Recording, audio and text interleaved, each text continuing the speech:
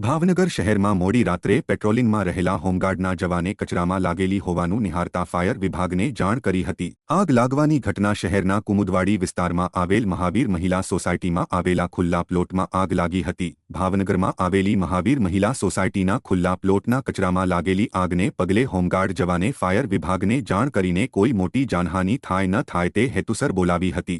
જો કે ફાયર વિભાગ દ્વારા સ્થળ ઉપર પહોંચીને પાણીનો મારો ચલાવી આગને બુઝાવવામાં આવી હતી।